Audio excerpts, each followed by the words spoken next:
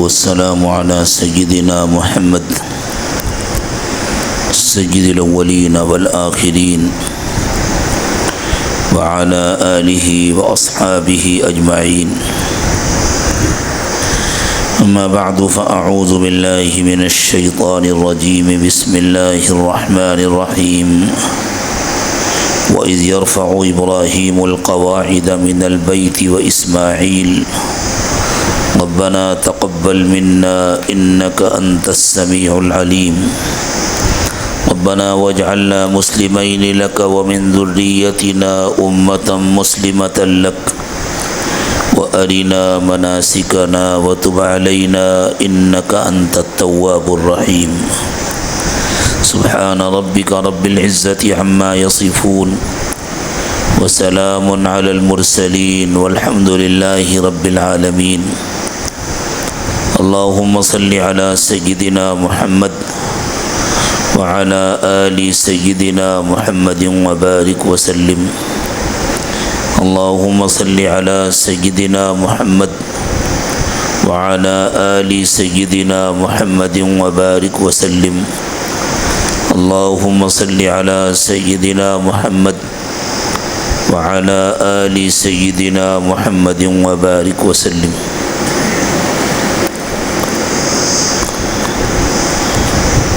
حج کے مہینے عشق و محبت کے مہینے، ان مہینوں میں بندے اور بندیاں اللہ تعالیٰ سے اپنی محبت کا کھلا ہوا اظہار کرتے ہیں. یوں تو ہر ایمان والے کے دل میں ہمیشہ اللہ کی محبت رہتی ہے، لیکن محبت کا جیسا اظہار حج میں ہوتا ہے کسی اور موقع پر ایسا اظہار نہیں ہوتا.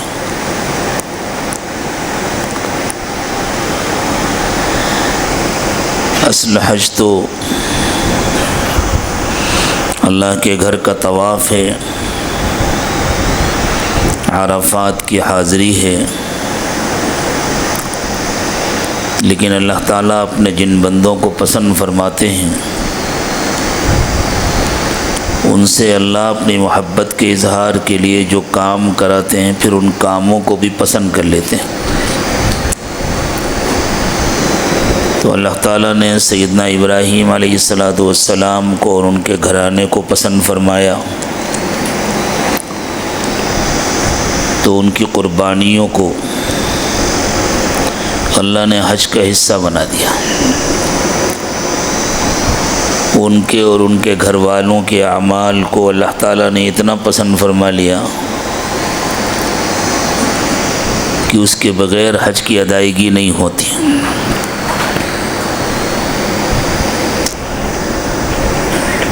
کیا ہو جاتا ہے اس کا؟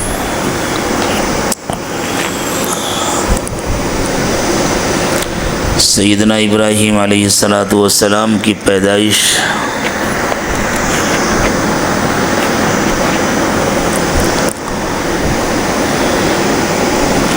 عراق میں ہوئی تھی. عراق مکہ مکرمہ سے دور ہے. پھر حضرت ابراہیم علیہ السلام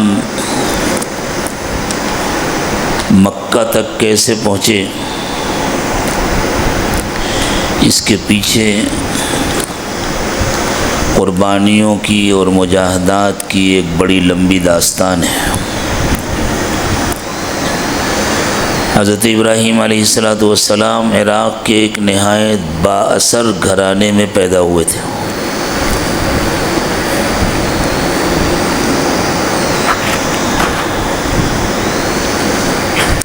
اس زمانے میں ایک مشرک بادشاہ تھا نمرود، اس کی حکومت تھی،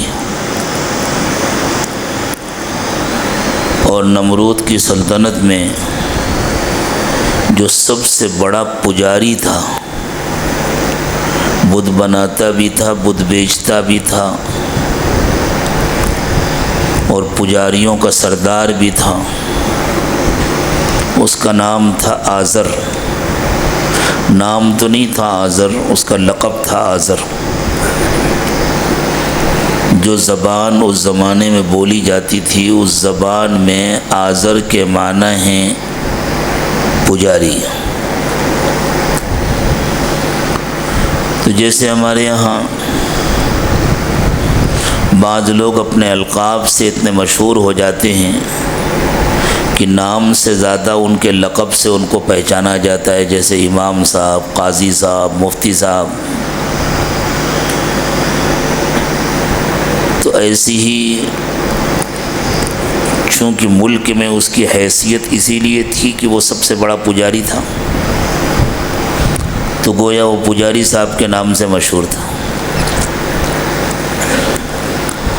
آذر کے گھر میں پیدا ہوئے حضرت ابراہیم علیہ السلام۔ حضرت ابراہیم علیہ السلام کو فطری طور پر بچپن سے ہی بت پرستی سے نفرت تھی،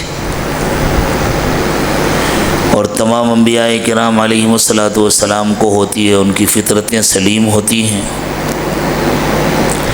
اس لیے غلط باتیں بچپن سے ہی ان کو ناپسند ہوتی ہیں۔ خود حضور اکرم صلی اللہ علیہ وسلم سے جب آپ ایک مرتبہ ملک شام کے تجارتی سفر پر گئے ہوئے تھے،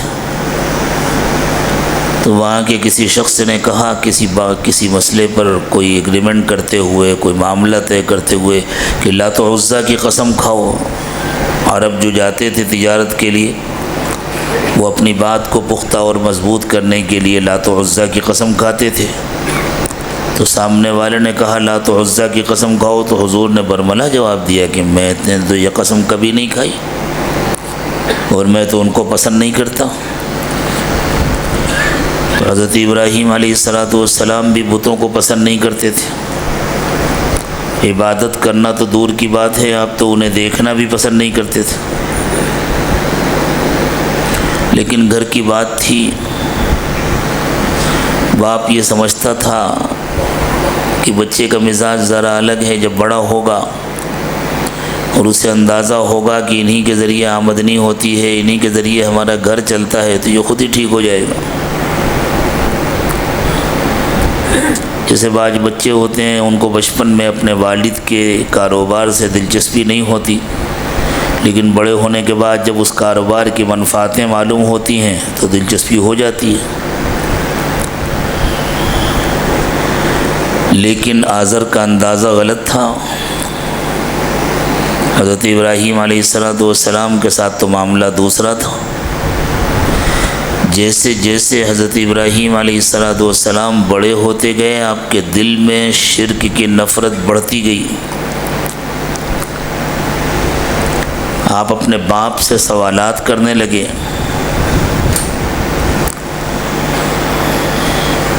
کہ یہ پتھروں کے بنے ہوئے بت جن کو آپ اپنے ہاتھوں سے بناتے ہیں، ان کو تراشتے ہیں، ان کو توڑتے ہیں، ان کو بناتے ہیں، یہ بیچارے کچھ بول بھی نہیں سکتے، اپنی تکلیف کا اظہار بھی نہیں کر سکتے، یہ اپنے کو نہیں بچا سکتے تو دوسروں کو کیا بچائیں گے، یہ اپنا کوئی بھلا نہیں کر سکتے تو یہ آپ کا یا دوسروں کا کوئی کیا بھلا کریں گے۔ آذر ان باتوں کو سنتا، کبھی سمجھاتا، کبھی خاموش ہو جاتا، نظر انداز کر دیتا، کبھی ڈانٹ دیتا۔ پھر جب حضرت ابراہیم علیہ السلام ذرا سمجھدار ہوئے تو ان کا جو دوستوں کا سرکل تھا وہ سب با اثر گھرانوں کے نوجوان تھے، بڑے با اثر لوگوں کے بیٹے تھے۔ حضرت ابراہیم علیہ السلام نے اپنے دوستوں کے درمیان بھی یہ باتیں کرنی شروع کی۔ حضرت ابراہیم کی باتوں کا کسی کے پاس کوئی جواب نہیں ہوتا تھا، لیکن کوئی حضرت ابراہیم کی باتوں کو ماننے کو بھی تیار نہیں ہوتا تھا۔ دلیل یہی ہوتی تھی کہ ہمارے باپ دادا بیوقوف تھوڑی تھے، ہمارے باپ دادا کوئی جاہل تھوڑی تھے، یہ طریقہ ہمارا اپنا بنایا ہوا تھوڑی ہے۔ یہ تو ہمارے بزرگوں سے ہم کو ملا ہے، یہ تو ہم کو وراثت میں ملا ہے، ہمارے بزرگوں کا طریقہ ہے، اور بزرگوں کا طریقہ غلط نہیں ہو سکتا۔ اس لیے حضرت ابراہیم علیہ السلام کی بات ان کے سمجھ میں آتی تھی، اس کے باوجود وہ ماننے اور قبول کرنے کو تیار نہیں ہوتے تھے۔ آہستہ آہستہ حضرت ابراہیم علیہ السلام کی گفتگو میں شدت آنے لگی، اور آپ نے دیکھا کہ یہ لوگ تو کسی طور پر بھی ماننے کو اور سمجھنے کو تیار نہیں ہیں۔ تو حضرت ابراہیم علیہ السلام ایک بڑا آپریشن کر کے ان کے سامنے ان باطل معبودوں کی حقیقت بھی پیش کرنا چاہتے تھے، اور بادشاہ کے دربار تک بھی پہنچنا چاہتے تھے کہ حق کہنے کا حق ادا ہو جائے۔ میں ایک مرتبہ بادشاہ کے سامنے اور اس کے درباریوں کے سامنے اللہ کی بات کہہ سکوں، اس کے بعد جو بھی ہو وہ اللہ کی مرضی ہے۔ یقین تھا سیدنا ابراہیم علیہ السلام کو کہ موت و زندگی کا مالک اللہ ہے، دنیا میں کوئی ہمیشہ رہنے نہیں آیا ہے، ہر ایک کو مرنا ہے، اور اللہ کے راستے کی موت سے بڑی کوئی خوش نصیبی نہیں ہو سکتی۔ اس لیے وہ تیار تھے کہ اگر اسی راستے میں موت آ جاتی ہے تو مجھے منظور ہے، لیکن ایک مرتبہ اللہ کا پیغام پہنچانے کا موقع مل جائے۔ بادشاہ کے دربار تک پہنچیں کیسے، اور بھرے دربار میں سب کے سامنے توحید کا پیغام سنائیں کیسے، اس کا کوئی موقع نہیں مل رہا تھا، اور وہاں تک پہنچنے کا کوئی راستہ نہیں نظر آ رہا تھا۔ تو اللہ تعالیٰ نے اپنی حکمت اور مصلحت کے مطابق ایک راستہ خود پیدا کیا۔ جب بندہ کوشش کرتا ہے تو اللہ راستے کھولتے ہیں۔ اللہ نے حضرت ابراہیم علیہ السلام کے دل میں خیال ڈالا، اور جب ان کی قوم کا سالانہ تیوہار کا موقع آیا جس میں وہ شہر کے باہر جاتے تھے، میلہ لگتا تھا، کھیلتے کودتے تھے، خوشیاں مناتے تھے، اس زمانے کے تیوہار اسی طرح ہوتے تھے، اور آج بھی عام طور سے اہل باطل کے تیوہار اسی طرح ہوتے ہیں۔ یہ تو اسلام کی خصوصیت ہے کہ اسلام نے عیدین میں نمازیں مقرر کی ہیں کہ آؤ اللہ کی عبادت کرو، نماز پڑھو، خطبہ سنو، اور اس کے بعد گھر جاؤ، کھاؤ پیو، ایک دوسرے سے ملو، مبارکباد دو، جائز حدود میں رہتے ہوئے خوشیوں کا اظہار کرو۔ تو وہ لوگ سب شہر سے باہر جاتے تھے، وہاں میلہ لگتا تھا، کھیل کود ہوتا تھا، پہلے سے تیاریاں ہوتی تھیں اس میلے میں جانے کے لیے، رات میں ہی نکل پڑتے تھے۔ تو سب دوست احباب آئے حضرت ابراہیم کو بلانے کے لیے۔ بہرحال دوستی تو تھی، اسی سماج کے ایک فرد تھے حضرت ابراہیم علیہ السلام، اور بڑے پجاری کے بیٹے تھے، اس لیے سب کے لیے بڑے قابل احترام بھی تھے۔ حضرت ابراہیم علیہ السلام نے پہلے سے کچھ پروگرام بنایا ہوا تھا کہ مجھے میلے میں جانا نہیں ہے، مجھے اکیلے رہنا ہے، اور تنہائی کا فائدہ اٹھا کر اپنا کام کرنا ہے۔ اس زمانے میں جس طرح بتوں کی پوجا ہوتی تھی، ستاروں کی بھی پوجا ہوتی تھی، اور وہ اس زمانے کے لوگ ستاروں کی چالوں کے بڑے ماہر ہوتے تھے۔ یہ ستارہ ادھر جائے گا تو ایسا ہوگا، یہ ادھر جائے گا تو ایسا ہوگا، فلاں ستارہ فلاں کے ساتھ ملے گا تو بیماری آ جائے گی یا شفا ہو جائے گی، یا کھیتی باڑی اچھی ہوگی، یا طوفان آئیں گے، یا سیلاب آئے گا، یا تباہی آئے گی۔ عجیب عجیب باتیں ہوتی تھیں۔ آج بھی اس قسم کے اندازے لگائے جاتے ہیں۔ حالانکہ جو کچھ بھی ہوتا ہے وہ اللہ کے فیصلے سے ہوتا ہے، اللہ کے کرنے سے ہوتا ہے۔ کسی ستارے میں اور کسی سمندر میں اور کسی درخت میں اور کسی پہاڑ میں اپنی ذاتی کوئی تاثیر نہیں ہے۔ تو وہ لوگ آئے حضرت ابراہیم علیہ السلام کو بلانے کے لیے۔ حضرت ابراہیم تو آرام کر رہے تھے۔ ان لوگوں کو تعجب ہوا، ارے ابراہیم اب تک تم تیار بھی نہیں ہوئے، ہم سب تو تیار ہو گئے، نکلنے کا وقت آ گیا، چلنے کا وقت آ گیا، اب تک تم نے کوئی تیاری نہیں کی، تم نے غسل بھی نہیں کیا، تم نے کپڑے بھی نہیں بدلے، یہ کیا حالت بنا رکھی ہے تم؟ حضرت ابراہیم علیہ السلام کو جانا ہی نہیں تھا تو کائے کی تیاری کرتے؟ انہوں نے آسمان کی طرف نظر اٹھائی اور تھوڑی دیر تک غور سے ستاروں کو دیکھا اور پھر فرمایا تم لوگ جاؤ، مجھے رہنے دو، میری طبیعت ٹھیک نہیں ہے۔ حضرت ابراہیم علیہ السلام کی طبیعت پر تو بوجھ تھا، ان کے شرک کی وجہ سے، ان کی بت پرستی کی وجہ سے، ان کی گمراہی کی وجہ سے۔ اس کا ستاروں سے کوئی تعلق نہیں تھا، لیکن اپنی بات سمجھانے کا ایک طریقہ تھا جو اللہ تعالیٰ نے حضرت ابراہیم علیہ السلام کے دل میں ڈالا۔ ان لوگوں نے یوں سمجھا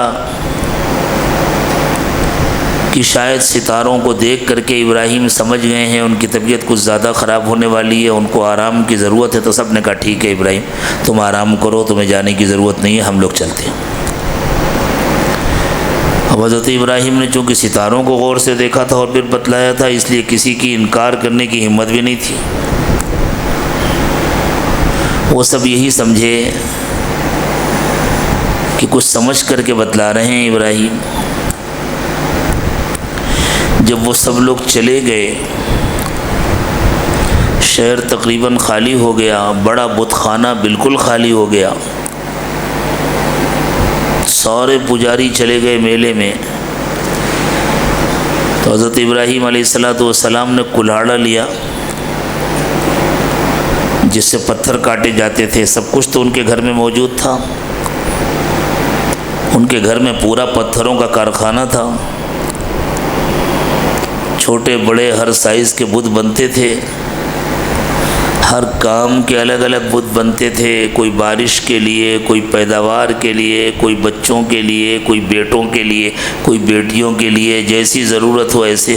لیکن ایک ہی آئٹم ہوگا، جیسے اس زمانے میں کمپنیاں نئے نئے ماڈل نکالتی ہیں نا گاڑیوں کی، جتنے زیادہ ماڈل ہوں گے اتنا سیل ہوگا، ایک ہی ماڈل ہوگا، لوگ ایک بار خرید لیں گے، بس اسی کو استعمال کرتے رہیں گے۔ اسی طرح وہاں خداؤں کے بھی نئے نئے ماڈل ہوتے تھے تاکہ زیادہ سے زیادہ سیل ہوں اور زیادہ پیسے آئے۔ تو حضرت ابراہیم علیہ السلام نے کلاڑا لیا اور بڑے بت خانے میں پہنچ گئے، وہ بھی ان کے گھر کے قریب ہی تھا، پجاری صاحب وہیں رہتے تھے بڑے بت خانے کے قریب۔ وہاں بتوں کے سامنے چڑھاوے رکھے ہوئے تھے، مٹھائیاں رکھی تھیں، کھانے رکھے تھے، مکھیاں بھن بھنا رہی تھیں، چوہے آ رہے تھے کھا رہے تھے۔ حضرت ابراہیم علیہ السلام نے جاتی ان سب کو ڈانٹا، یہ سب رکھا ہوا ہے تم لوگوں نے اب تک کھایا نہیں، مکھیاں بھن بھنا رہی ہیں، دوسرے جانور کھا رہے ہیں، کتے آ جا رہے ہیں، چلو کھاؤ۔ تو وہ بیچارے نہ سن سکتے ہیں نہ بول سکتے ہیں، بس حضرت ابراہیم علیہ السلام نے کلاڑا اٹھایا اور ایک طرف سے آپریشن شروع کر دیا، کسی کا ہاتھ، کسی کا پیر، کسی کا پیٹ، کسی کی پیٹھ، کسی کی گردن، کسی کا کان، کسی کی ناک، سوائے بڑے بت کے کسی کو چھوڑا نہیں اور بڑے بت کو چھیڑا نہیں، اس کو ذرا بھی ٹچ نہیں کیا۔ سارا کام مکمل کرنے کے بعد کلاڑا اس بڑے بت کے کندھے پر لٹکا دیا اور لٹکا کر خود آرام سے گھر آ گئے، کام ہو گیا۔ اندازہ تھا حضرت ابراہیم علیہ السلام کو یہ کتنا خطرناک معاملہ ہے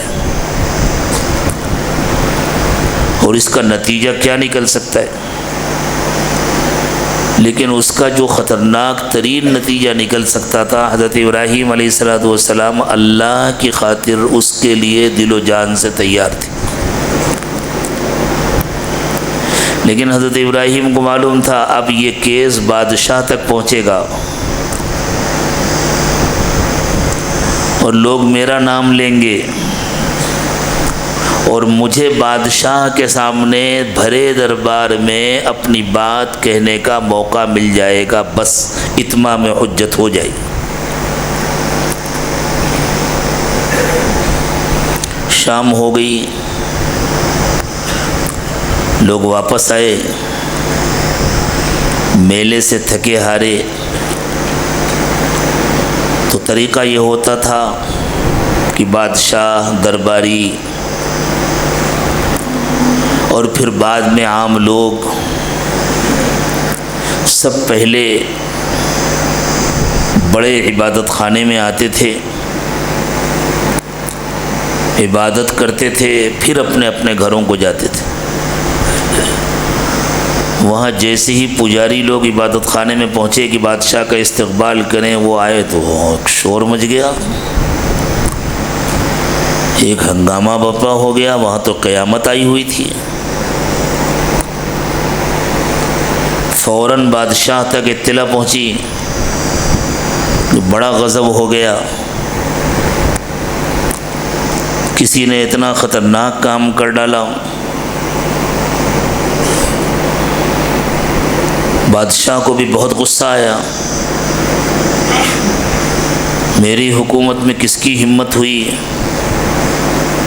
میرے خداؤں کو چھیڑنے کی۔ بادشاہ نے سوال کیا، درباریوں نے پوچھا کون ایسا کر سکتا ہے، کس کی ہمت ہو سکتی ہے؟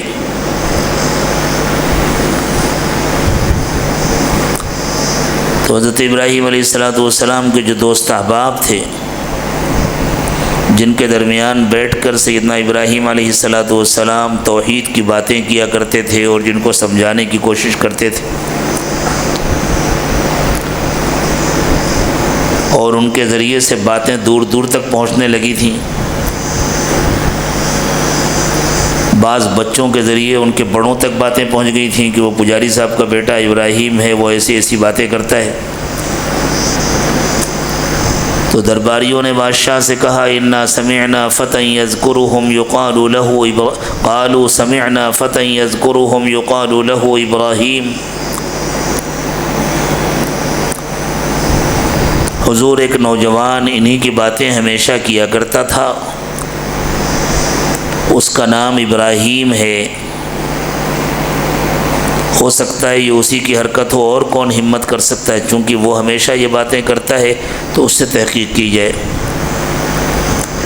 قالوا فاتوا به على اعین الناس لعلهم يشهدون۔ درباریوں نے کہا اور بادشاہ نے کہا سب کے سامنے بلاؤ ابراہیم کو، لوگ دیکھیں یہ گستاخ کون ہے، یہ بے ادب کون ہے۔ یہی تو چاہتے تھے حضرت ابراہیم علیہ السلام۔ قدرت نے اس کا انتظام کر دیا،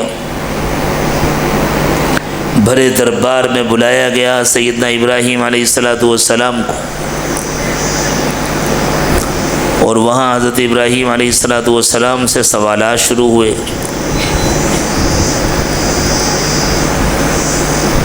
قالوا انت فعلت هذا بآلهتنا یا ابراہیم۔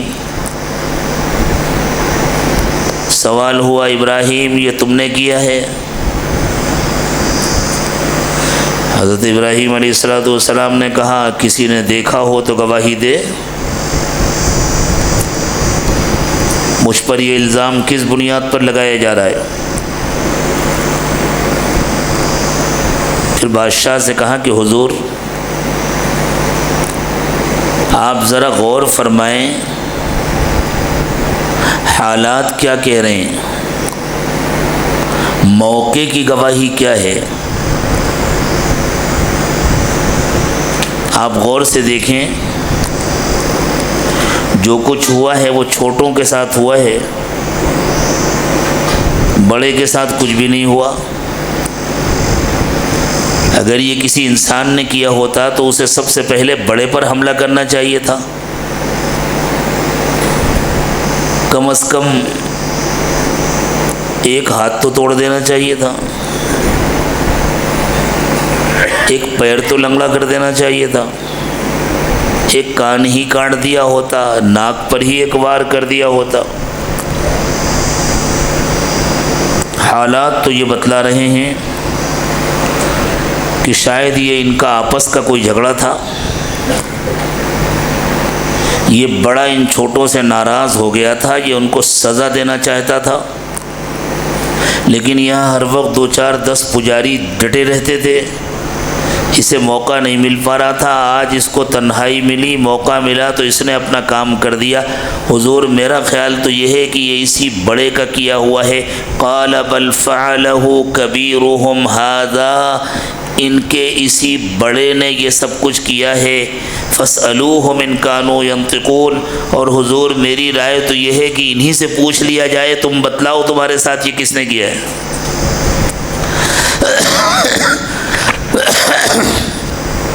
آپ غور فرمائیں کیسا سناٹا چھا گیا ہوگا پورے دربار میں، کیا حالت ہوئی ہوگی بادشاہ کی اور تمام درباریوں کی۔ ان سب کو خوب معلوم تھا کہ یہ بیچارے نہ بول سکتے ہیں، نہ سن سکتے ہیں، نہ خود کوئی کام کر سکتے ہیں۔ ان کو سوچنے پر مجبور کر دیا حضرت ابراہیم علیہ السلام نے۔ فرجعوا الی انفسہم، اللہ تعالیٰ فرماتے ہیں ان لوگوں نے اپنے اندر جھانک کر دیکھا، فقالوا انکم انتم الظالمون، اور اپنے دل ہی دل میں یوں کہا کہ ظالم تو تم خود ہو، ابراہیم پر ظلم کا الزام لگا رہے ہو، تم خود ظالم ہو۔ ثم نکسوا علی رؤوسہم، اور پھر ان کی حضرت ابراہیم سے نظر ملانے کی ہمت نہیں ہو رہی تھی، اس لیے نظر نیچی کر کے سر جھکا کر ان لوگوں نے کہا لقد علمت ما هؤلاء ينطقون، ابراہیم تمہیں معلوم ہے یہ بول نہیں سکتے۔ اب حضرت ابراہیم علیہ السلام کو اپنی پوری بات کہنے کا موقع ملا، اور آپ نے فرمایا افتعبدون من دون اللہ ما لا ينفعکم شیئا ولا یضرکم، تو کیا تم لوگ اللہ کو چھوڑ کر ان کی پوجا کرتے ہو، ان کی بندگی کرتے ہو جو نہ تم کو کوئی فائدہ پہنچا سکتے ہیں نہ نقصان۔ اف لکم ولما تعبدون من دون اللہ افلا تعقلون، افسوس ہے تم پر اور تمہارے ان معبودوں پر جن کو تم نے خدا بنایا ہوا ہے اللہ کو چھوڑ کر، تمہارے پاس ذرا بھی عقل نہیں ہے، تمہاری سوچنے سمجھنے کی طاقت اور قوت ختم ہو گئی ہے۔ نہ بادشاہ کے پاس اس بات کا کوئی جواب تھا، نہ درباریوں کے پاس کوئی جواب تھا۔ ان لوگوں کو ڈر لگا یہ تو اتنی معقول بات ہے، اور پورا دربار موجود ہے، شہر کے سارے خواص موجود ہیں، اگر ان لوگوں کی بات سمجھ میں آ گئی اور انہوں نے ابراہیم علیہ السلام کی دعوت قبول کر لی تو میری تو حکومت ختم ہو جائے گی، پھر تو ابراہیم سب کے بڑے بن جائیں گے۔ تو جذبات بھڑکانے کے لیے اور بات کا رخ بدلنے کے لیے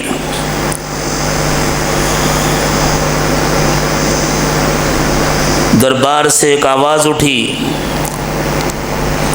کیا دیکھتے ہو، کس چیز کا انتظار کرتے ہو؟ اپنے خداؤں کا انتقام لینے کا پروگرام بناؤ، ہم ابراہیم کو آگ میں جلا کر بھسم کر دیں گے، اور وہ لوگ چونکہ آگ کی بھی پوجا کرتے تھے، آگ کی بھی عبادت کرتے تھے، تو گویا انہوں نے طے کیا کہ ابراہیم کی سزا یہ ہے کہ ہم اپنے خدا کے حوالے کر دیں گے، ابراہیم کو آگ سزا دے گی۔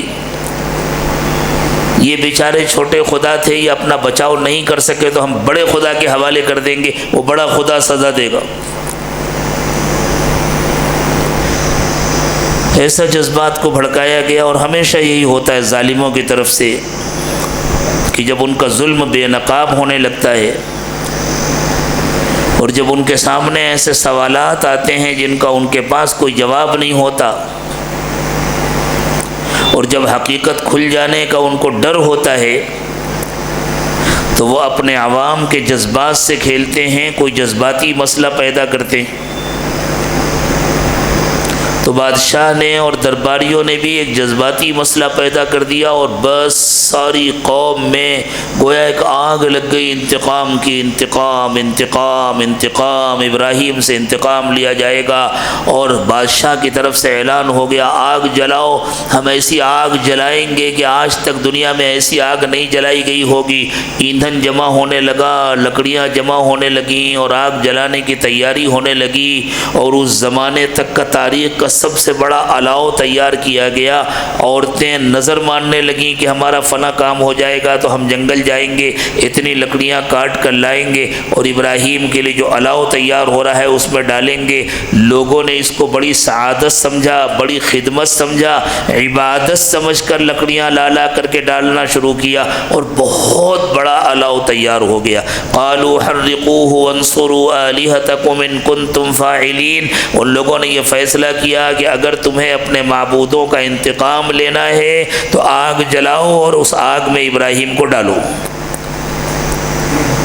سوچنے سمجھنے کی ساری صلاحیت ختم کر دی گئی، بس انتقام کے جذبات بھڑکا کر کے لگا دیا گیا پوری قوم کو کہ آگ جلائے۔ آگ بھڑکا دی گئی۔ جب شعلے آسمان سے باتیں کرنے لگے تو اب سوال پیدا ہوا اس میں ابراہیم کو ڈالیں گے کیسے؟ ڈالنا ہے بیچ میں، درخواست تو نہیں کر سکتے کہ آپ چلے جائیں اندر، آپ کی بڑی مہربانی ہوگی، ہماری تو ہمت نہیں ہے قریب جانے کی۔ ہاں، چونکہ ہم اس کی پوجا کرتے ہیں تو یہ ہمیں تو جلا کے ختم کر دے گی، آپ اس کی پوجا نہیں کرتے، ہو سکتا ہے یا آپ کا کچھ خیال کرے، کچھ رعایت کرے۔ یہ تو ہو نہیں سکتا تھا۔ اب ان کے سامنے بہت بڑا مسئلہ تھا کہ حضرت ابراہیم کو آگ میں ڈالیں کیسے۔ تو شیطان آیا انسانی شکل میں۔ ہاں، ایسے موقع پر شیطان آتا ہے مشورے دینے کے لیے۔ رسول اکرم صلی اللہ علیہ وسلم کی ہجرت کے موقع پر بھی شیطان آیا تھا مکے والوں کو مشورہ دینے کے لیے، اور حضرت ابراہیم علیہ السلام جب حضرت اسماعیل کو ذبح کرنے کے لیے لے جا رہے تھے تب بھی شیطان آیا تھا بڑا ناصح اور ہمدرد بن کر روکنے کے لیے۔ خوب یاد رکھیں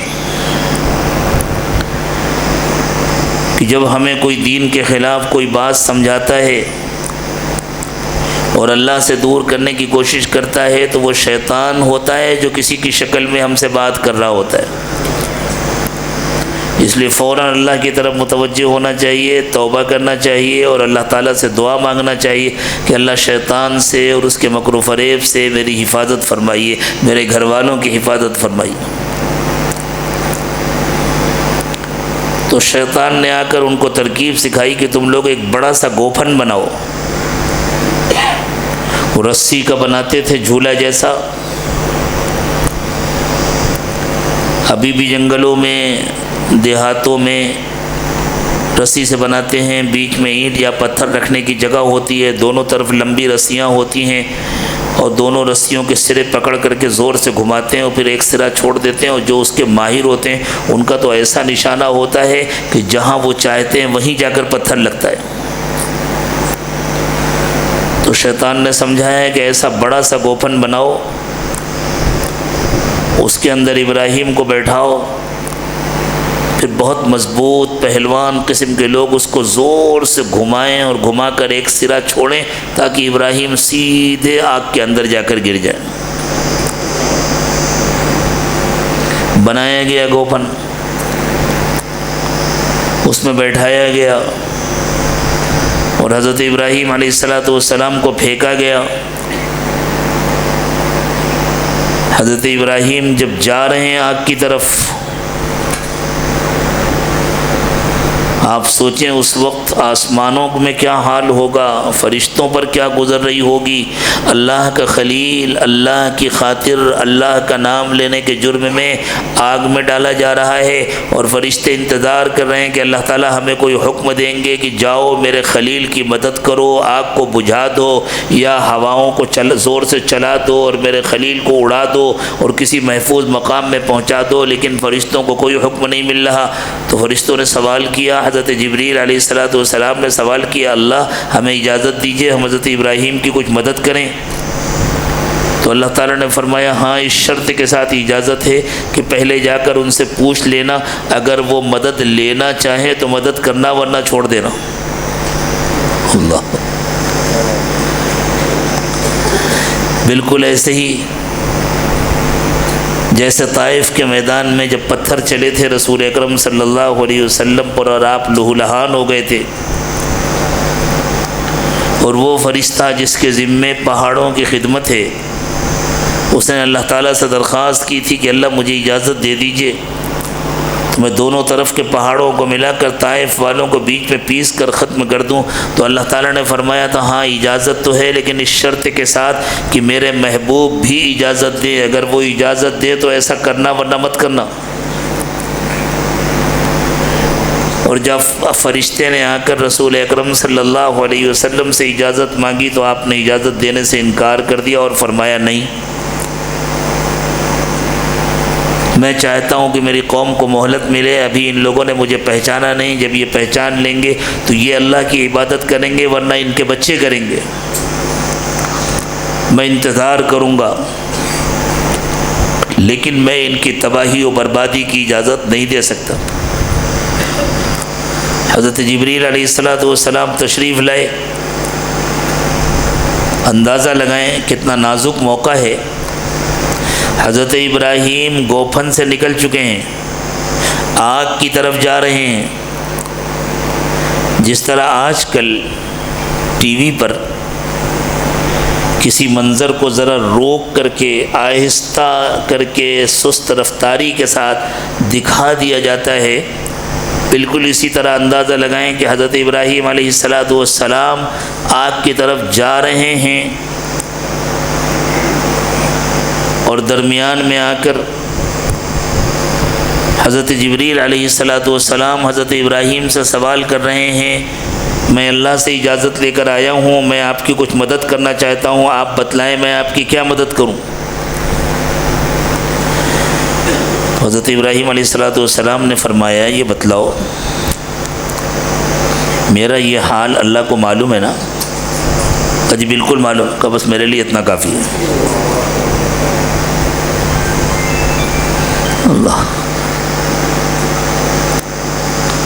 اللہ تعالیٰ اپنے تعلق کا کچھ حصہ ہم سب کو بھی نصیب فرما دے۔ کیسا اللہ کا تعلق تھا؟ بس میرے لیے اتنا کافی ہے کہ اللہ کو معلوم ہے۔ اگر اللہ کی خوشی یہی ہے کہ میں آگ میں جل جاؤں تو میں جلنے کو تیار ہوں، مجھے کسی مخلوق کی کوئی مدد نہیں چاہیے۔ پھر اللہ تعالیٰ نے کیا کیا؟ کسی کو بیچ میں لائے بغیر، کسی فرشتے کو بھی استعمال کیے بغیر ڈائریکٹ اللہ نے آگ کو حکم دیا کہ آج میرا خلیل تیری گود میں آ رہا ہے، اس کی حفاظت کرنا تیری ذمہ داری ہے۔ اور آگ دوسروں کے لیے ویسے ہی گرم رہی، ویسے ہی دہکتی رہی جیسی دہک رہی تھی، کسی کے قریب آنے کی ہمت نہیں تھی، اور حضرت ابراہیم علیہ السلام کے لیے وہی آگ گلزار بن گئی، نہ اتنی ٹھنڈی ہوئی کہ حضرت ابراہیم علیہ السلام کو ٹھنڈک سے تکلیف ہو، نہ گرم رہی کہ حضرت ابراہیم علیہ السلام کو گرمی سے تکلیف ہو، بس حضرت ابراہیم کے لیے جو نارمل ٹمپریچر تھا وہ ٹمپریچر ہو گیا۔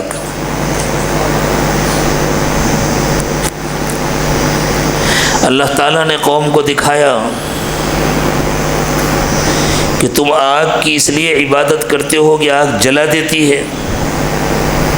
مشرکین کا طریقہ یہ ہوتا ہے کہ ان کو جہاں نفع نظر آتا ہے وہ اس کی پوجا کرتے ہیں، جہاں نقصان نظر آتا ہے وہ اس کی پوجا کرتے ہیں، حالانکہ اس میں کوئی شک نہیں کہ اللہ تعالیٰ نے اسباب میں نفع اور نقصان رکھا ہے۔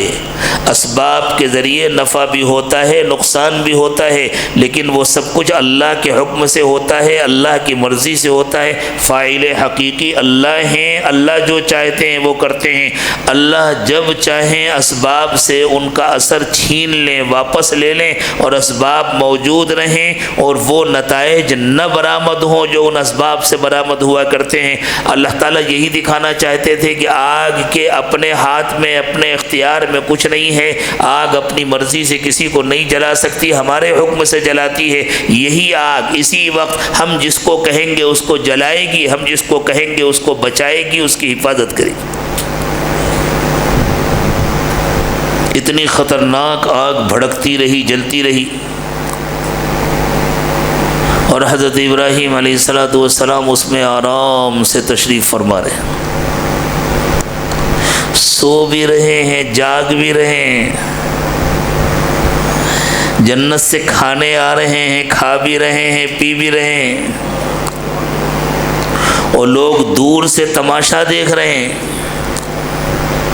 اور لوگوں کے دل دہل رہے ہیں، گھبرا رہے ہیں، کون سی طاقت ہے ابراہیم کے ساتھ۔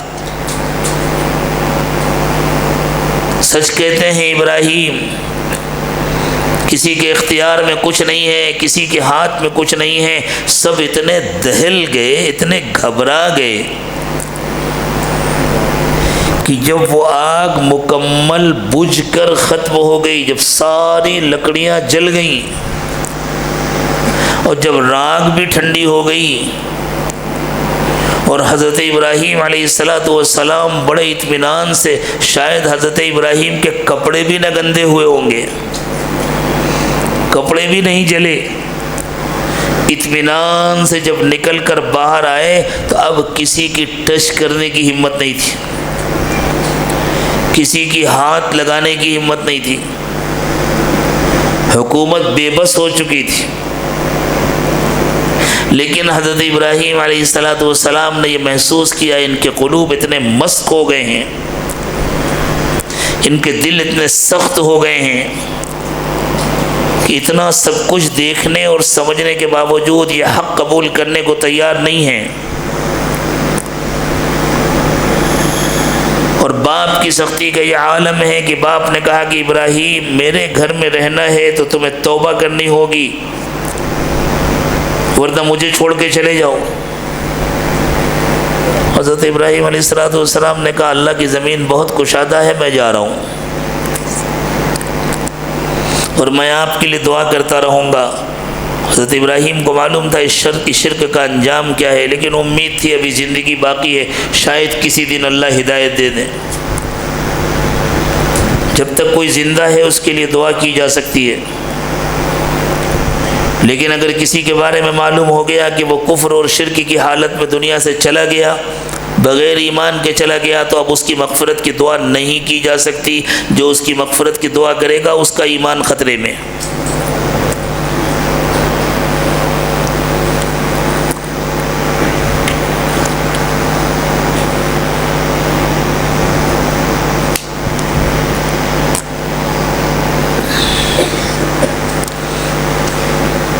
حضرت ابراہیم علیہ السلام نے ہجرت فرمائی، کسی نے روکا نہیں، کوئی رکاوٹ نہیں بنا، حکومت کی بھی ہمت نہیں ہوئی کہ دوبارہ ہاتھ ڈالتی۔ حکومت نے دیکھ لیا تھا جب آگ کچھ نہیں بگاڑ سکی، اور اس دہکتی ہوئی آگ کے اندر اتنے آرام سے وقت گزارا حضرت ابراہیم علیہ السلام نے، تو اب ان پر ہاتھ ڈالنا خطرے سے خالی نہیں۔ بادشاہ کو بھی ڈر لگا، اب میں ہاتھ لگاؤں گا تو میرا تخت الٹ دیا جائے گا، میری حکومت چھین لی جائے گی، اس لیے یہ جہاں جاتے ہیں جانے دو۔ بلکہ وہ لوگ خوش ہوئے ہوں گے، اچھا ہے مصیبت جائے ہمارے یہاں سے۔ اتنی محنت اور اتنی قربانیوں کے بعد کتنے لوگوں کو ہدایت ملی تھی؟ صرف 2 افراد۔ ایک حضرت ابراہیم علیہ السلام کی بیوی حضرت سارہ، اور دوسرے حضرت ابراہیم علیہ السلام کے بھتیجے حضرت لوط۔ ان دونوں کو ساتھ لیا اور 3 افراد پر مشتمل یہ ایمانی قافلہ عراق سے روانہ ہوا۔ تعداد کا کوئی اعتبار نہیں ہوتا۔ آج ساری دنیا میں جہاں کہیں بھی اللہ کا نام لیا جاتا ہے، بلکہ حضرت ابراہیم علیہ السلام کے بعد سے لے کر آج تک اور آج سے لے کر قیامت تک جہاں کہیں جس شخص نے بھی اللہ کا نام لیا، اللہ کی عبادت کی، وہ سب صدقہ ہے حضرت ابراہیم علیہ السلام کی نبوت کا۔ اللہ تعالیٰ نے حضرت ابراہیم علیہ السلام کے خاندان میں اور آپ کی نسل میں ہی بعد میں تمام انبیاء کرام علیہ السلام پیدا کیے، لیکن اس وقت آپ کے ساتھ صرف 2 افراد تھے۔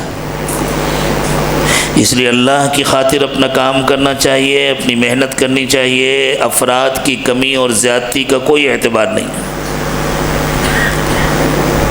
اللہ قبول فرماتے ہیں تو نام زندہ رکھتے ہیں، کام زندہ رکھتے ہیں، اور اللہ رد فرما دیتے ہیں تو بڑے بڑے ناموروں کو کوئی پلٹ کے پوچھتا بھی نہیں، کوئی یاد بھی نہیں کرتا۔ حضرت ابراہیم علیہ السلام عراق سے ملک شام میں آئے۔ عراق اور شام قریب قریب ہے، اور ملک شام سے ہوتے ہوئے رکے نہیں، ابھی ملک شام میں مصر چلے گئے، کیونکہ مصر کا اس زمانے کا جو بادشاہ تھا وہ حضرت ابراہیم علیہ السلام کے خاندان کا تھا۔ تو سیدنا ابراہیم علیہ السلام کو یہ امید ہوئی کہ میرے خاندان کا ہے، میری قوم کا ہے، کم از کم اتنی رعایت تو کرے گا کہ اپنے ملک میں مجھے رہنے کی اجازت دے دے گا، میں اللہ کا نام لیتا رہوں گا، اللہ کی عبادت کرتا رہوں گا۔ لیکن وہ بھی بڑا بگڑا ہوا تھا۔ وہاں جب حضرت ابراہیم علیہ السلام پہنچے اور آپ کی اہلیہ محترمہ حضرت سارہ اپنے وقت کی نہایت حسین و خوبصورت خاتون تھیں، بادشاہ کو پتہ چلا تو اس کی نیت بگڑ گئی، اور اس نے برے ارادے سے حضرت سارہ کی طرف ہاتھ بڑھانا چاہا تو اللہ نے اس کا ہاتھ شل کر دیا۔ وہ گھبرا گیا، یہ کیا ہو گیا؟ تنہائی میں بلایا ہوا تھا اس نے حضرت سارہ کو، اس کی پولیس گرفتار کر کے لے گئی تھی،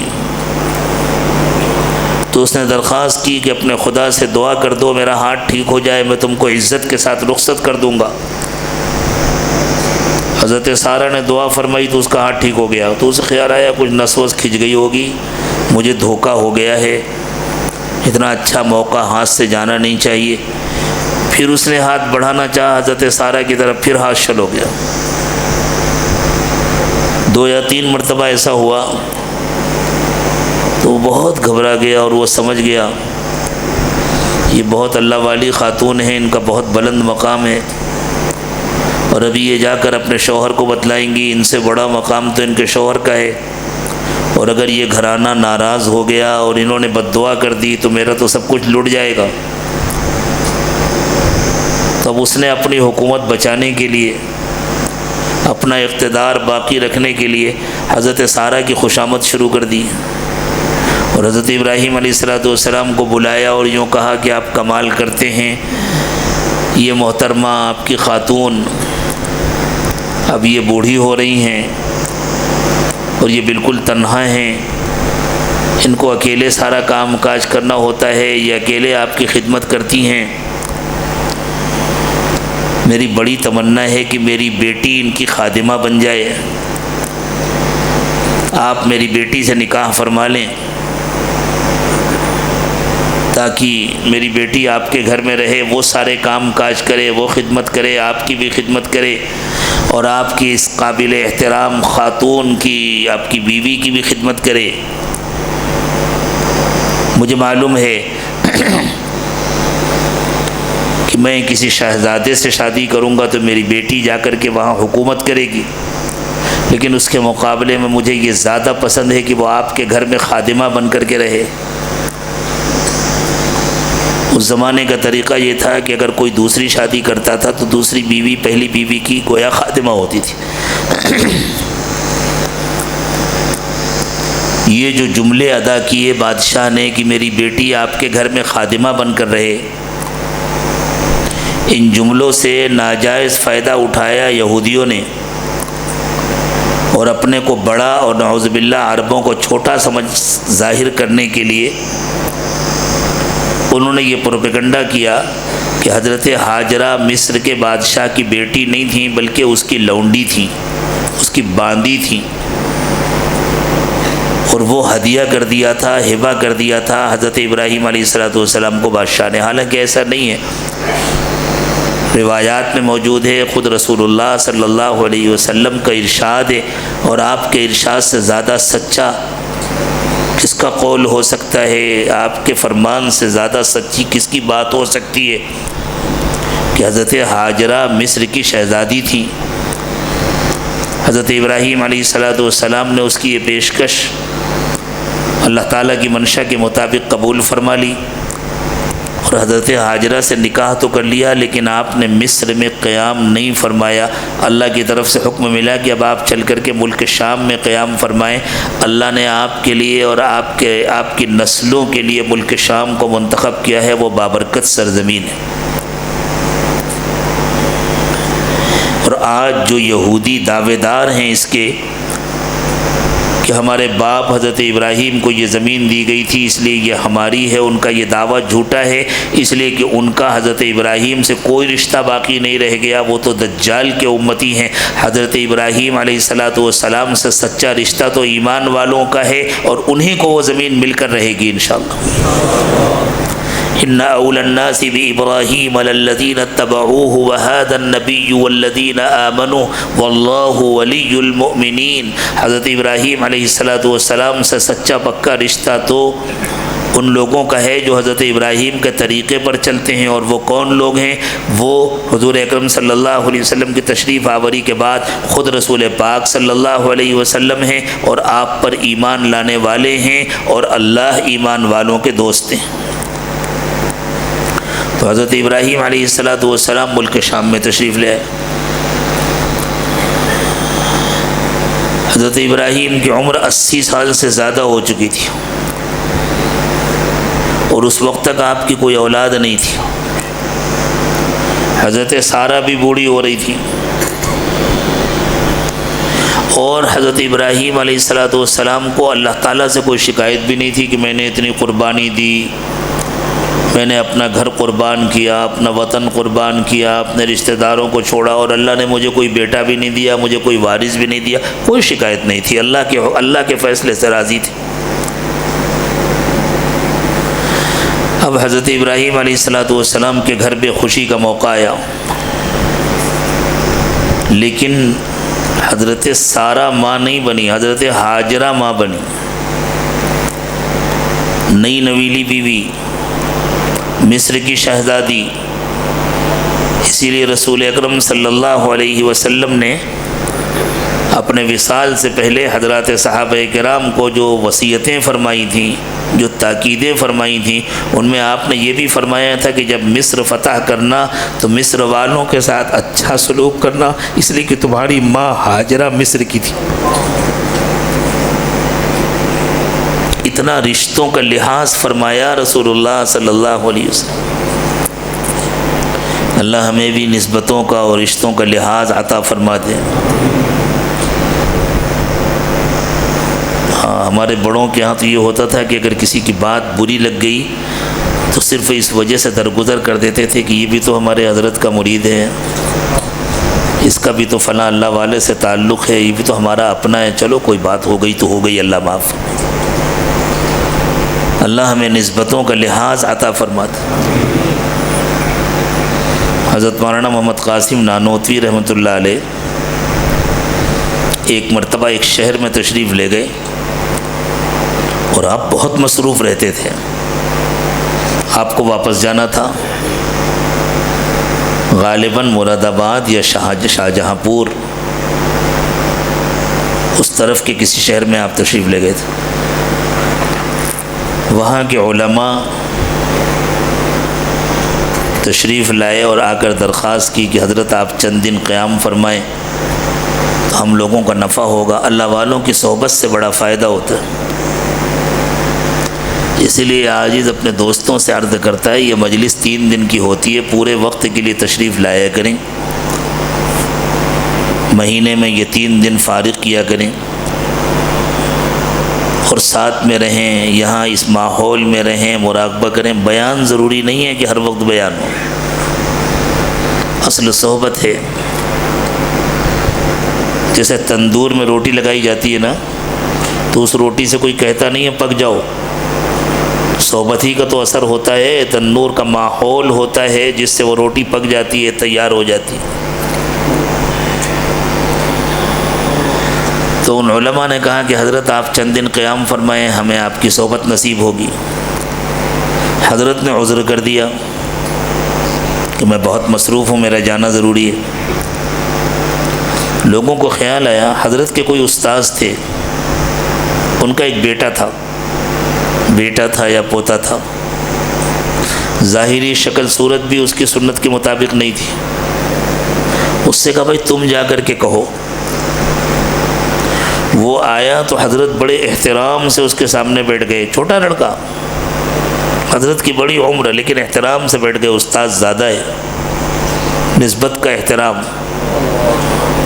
اور اس نے کہا حضرت میری خواہش ہے کہ آپ چند دن قیام فرمائیں۔ حضرت نے فرمایا بہتر ہے، جیسا حکم ہوگا ایسا کروں گا میں۔ اور حضرت رک گئے۔ 2 دن 3 دن 4 دن گزرے، اب لوگوں کو خیال ہوا بھائی ہماری وجہ سے حضرت کے کاموں کا اتنا نقصان ہو رہا ہے، اب حضرت کو جانا چاہیے لیکن کہے کون؟ تو اسی لڑکے کو پھر بھیجا، اس نے جا کر کے کہا کہ حضرت بس اب آپ کے کاموں کا نقصان ہو رہا ہے، اب آپ تشریف لے جائیں۔ تو حضرت نے فرمایا ٹھیک ہے جا رہا ہوں۔ اللہ ہمیں بھی نسبتوں کا یہ احترام نصیب فرماتے ہیں۔ نہ معلوم کتنی برائیاں ختم ہو جائیں گی، کتنی مصیبتوں سے ہم بچ جائیں گے اگر ہم نسبتوں کا احترام کرنا سیکھ لیں۔ تو حضرت ابراہیم علیہ السلام کے گھر میں امید ہو گئی، حضرت ہاجرہ ماں بن گئی، حضرت اسماعیل علیہ السلام کی پیدائش ہوئی۔ یہودیوں نے تو بڑی عجیب عجیب باتیں گڑھی ہوئی ہیں، یہودیوں کی اور شیعوں کی روایتوں کا کوئی اعتبار نہیں ہوتا، سب گڑھی ہوئی باتیں ہوتی ہیں۔ ابھی محرم کا مہینہ آنے والا ہے نا، سارے سنی شیعہ ہو جائیں گے، سب انہی کی گڑھی ہوئی باتیں بیان کریں گے اور صحابہ اکرام کو برا بھلا کہیں گے، تبرہ کریں گے، چاہے زبان سے کہیں یا نہ کہیں، لیکن باتیں ایسی کرتے ہیں جس کا نتیجہ یہی نکلتا ہے تبرہ ہوتا ہے۔ اللہ ہم سب کے ایمان کی حفاظت فرمائے۔ تو یہودیوں نے تو یہ باتیں گڑھ لی ہیں کہ حضرت اسماعیل علیہ السلام جب کلکاریاں بھرتے تھے، کھیلتے تھے، ہاتھ پیر چلاتے تھے تو حضرت سارہ سے برداشت نہیں ہوتا تھا، انہوں نے کہا کہ اس عورت کو اور اس کے بچے کو کہیں جا کر پھینک کر آ جاؤ، میں اس کو دیکھ نہیں سکتی، برداشت نہیں کر سکتی۔ یہ سب ان کی گڑھی ہوئی باتیں ہیں، نبوت کے گھرانے میں ایسا نہیں ہوتا۔ اللہ تعالیٰ نے حضرت ابراہیم علیہ السلام کا ایک امتحان اور لیا، اللہ بڑھاپے میں اولاد ہوئی، تقریباً 82 یا 83 سال کی عمر تھی حضرت ابراہیم علیہ السلام کی جب حضرت اسماعیل کی پیدائش ہوئی۔ کیسی خوشی ملی ہوگی کہ اس مسافرت میں، اس مہاجرت میں، وطن سے دور اللہ نے ایک وارث عطا فرما دیا، بیٹا عطا فرما دیا، اب حکم ملا کہ چلو اپنے بیٹے کو اور اس کی ماں کو ساتھ لو اور روانہ ہو جاؤ۔ کہاں جانا ہے معلوم نہیں، رہنمائی کی جائے گی، راستہ بتلایا جائے گا۔ فرشتوں نے رہنمائی کی، اللہ کی طرف سے ہدایات ملی، اور ریگستان میں جہاں دانا پانی کچھ نہیں، زندگی کے کوئی آثار نہیں،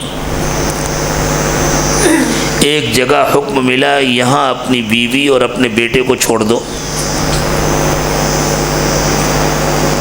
آج اتنا شاندار شہر آباد ہے مکہ مکرمہ، اس وقت تو وہاں کچھ بھی نہیں تھا، پانی بھی نہیں تھا، درخت بھی نہیں تھے، صرف اس مقام پر جہاں کعبہ ہے وہاں ایک بڑا گھنا درخت تھا، بس۔ اب اللہ تعالیٰ کی طرف سے حکم ملا کہ اپنی بیوی اور بچے کو چھوڑو اور واپس چلے جاؤ۔ حضرت ابراہیم علیہ السلام جب واپس جانے لگے تو حضرت حاجرہ کو خیال ہوا کہ ہمیں یہاں چھوڑ کر کہاں جا رہے ہیں، لیکن تربیت ہو چکی تھی، صحبت نے اپنا اثر دکھایا تھا۔ حضرت حاجرہ کو بھی اطمینان تھا کہ میرے شوہر اللہ کے نبی ہیں، وہ میرے ساتھ یا کسی کے ساتھ ظلم نہیں کر سکتے، زیادتی نہیں کر سکتے، اور وہ جو کچھ بھی کریں گے اللہ کے حکم کے مطابق کریں گے۔ انہوں نے پوچھا کہ آپ ہمیں یہاں کس کے حوالے کر کے جا رہے ہیں، کہاں چھوڑ کر جا رہے ہیں؟ حضرت ابراہیم علیہ السلام نے کوئی جواب نہیں دیا، تو حضرت حاجرہ سمجھ گئیں، انہوں نے کہا صرف اتنا بتلا دیجئے کیا یہ اللہ کا حکم ہے؟ تو حضرت ابراہیم علیہ السلام نے اشارے سے جواب دیا کہ ہاں یہ اللہ کا حکم ہے۔ فرمایا پھر جائیے، اللہ ہمارے لیے کافی ہے، اللہ ہمیں ضائع نہیں کریں گے۔ یوں نہیں فرمایا اللہ ہمیں ماریں گے، نہیں، موت و زندگی تو اللہ کے ہاتھ میں ہے، اور جینے کے لیے کون آیا ہے؟ سب مرنے کے لیے آئے ہیں۔ فرمایا اللہ ہمیں ضائع نہیں کریں گے، یعنی اگر ہماری موت چاہتے ہیں تو اللہ تو ہمیں مار کر بھی ضائع نہیں کریں گے، اور اگر زندہ رکھنا چاہتے ہیں تو زندگی کے اسباب پیدا فرما دیں گے، اللہ ہمیں ضائع نہیں کریں گے۔ حضرت ابراہیم علیہ السلام چلے گئے۔ حضرت اسماعیل علیہ السلام کو بھوک لگی، پیاس لگی، ساتھ میں جو کھانے پینے کا سامان تھا وہ تھوڑی دیر میں ختم ہو گیا یا چند دنوں میں ختم ہو گیا، پانی بھی ختم ہو گیا، حضرت حاجرہ کا سینہ بھی خشک ہو گیا، چھاتی میں قطرہ دودھ نہیں، ماں کے پینے کے لیے پانی نہیں، تو بیٹے کو بھی کیا پلائے، کھانے کے لیے کچھ نہیں بچا۔ چونکہ دنیا دارالاسباب ہے، اس لیے حضرت حاجرہ نے ادھر ادھر تلاش کرنا شروع کیا، شاید کوئی قافلہ نکل رہا ہو اور اس سے کچھ پانی مل جائے، کچھ کھانے کا سامان مل جائے تو میں مانگ لوں۔ تو دور تک نظر ڈالنے کے لیے حضرت حاجرہ حضرت ابراہیم کو اس مقام پر چھوڑ کر جہاں اب زمزم کا کنواں ہے، کعبے کے بالکل قریب، صفا پہاڑی پر چڑھ گئی۔ صفا اور مروہ اس وقت باقاعدہ پہاڑیاں تھیں، اب تو نشانات رہ گئے ہیں صرف، اور چڑھ کر انہوں نے غور کرنا شروع کیا، دور تک دیکھنا شروع کیا، کوئی نظر نہیں آیا، تو سوچا ادھر ایک پہاڑی ہے، اس کے اوپر جا کر کے دیکھیں۔ جب جانے لگیں تو درمیان میں ذرا نچلا حصہ تھا، جب وہ نچلے حصے میں پہنچی تو وہاں سے حضرت اسماعیل نظر نہیں آ رہے تھے۔ یہ ڈر لگا کوئی جنگلی جانور آ کر حملہ نہ کر دے یا کوئی اور خطرہ نہ ہو جائے، تو اس نچلے حصے کو حضرت حاجرہ نے دوڑ کر کے پار کیا، پھر ذرا اوپر آ گئی کہ حضرت اسماعیل نظر آئیں، اور حضرت اسماعیل پر نظر رکھے ہوئے دوڑتے دوڑتے تیز چلتے چلتے وہ صفا مروہ پر پہنچی۔ اس طرح صفا اور مروہ کے انہوں نے کئی چکر لگائے، اور اس دوران انہیں محسوس ہوا کہ زمین میں کوئی چیز چمک رہی ہے، روشنی پڑ رہی ہے اور چمک ہو رہی ہے، تو انہیں خیال ہوا یہ چمک کیسی ہے۔ قریب آ کر دیکھا تو حضرت اسماعیل علیہ السلام کے پیروں کے پاس سے زمین سے پانی نکل رہا۔ اللہ اکبر! ان کی تو خوشیوں کا کوئی ٹھکانہ نہیں تھا، وہ پانی تھا یا زندگی تھی؟ حضرت حاجرہ نے جلدی سے اس پانی کو چاروں طرف سے گھیر دیا کہ کہیں یہ بہہ نہ جائے، کہیں یہ ریگستان میں خشک نہ ہو جائے، جذب نہ ہو جائے ریت میں۔ حضور اکرم صلی اللہ علیہ وسلم نے فرمایا کہ اللہ تعالیٰ حضرت حاجرہ پر رحم فرمائے، اگر انہوں نے پانی کو گھیر نہ دیا ہوتا تو پوری دنیا میں پہنچتا، اور آج تو پوری دنیا میں پہنچ رہا ہے۔ دنیا کی کون سی جگہ ہے جہاں زمزم نہیں پہنچ رہا؟ ہر جگہ پہنچ رہا ہے۔ ایک چھوٹا سا کنواں اور اللہ نے اس میں اتنی برکت دی ہے، اتنا پانی ہے، سارے حاجی پیتے ہیں، مدینہ طیبہ میں پیا جاتا ہے اور ساری دنیا میں جاتا ہے، لیکن آج تک زمزم کا پانی کم نہیں ہوا اور زمزم کے پانی کی تاثیر میں کوئی کمی نہیں ہوئی۔ دنیا کی وہ کمپنیاں جو صاف ستھرا پانی دینے والی مشینیں بناتی ہیں، ان کا یہ دعویٰ ہے کہ ہماری بنائی ہوئی مشین سے پانی اتنا صاف ہو جاتا ہے کہ دنیا کا سب سے اعلیٰ درجے کا یہ پانی بن جاتا ہے زمزم کے بعد۔ وہ کہتے ہیں ہم زمزم کا مقابلہ نہیں کر سکتے، زمزم کے بعد ہمارا تیار کیا ہوا پانی سب سے اعلیٰ پانی بنتا۔ اس طرح مکہ مکرمہ آباد ہوا۔ حضور اکرم صلی اللہ علیہ وسلم کی جب بعثت ہوئی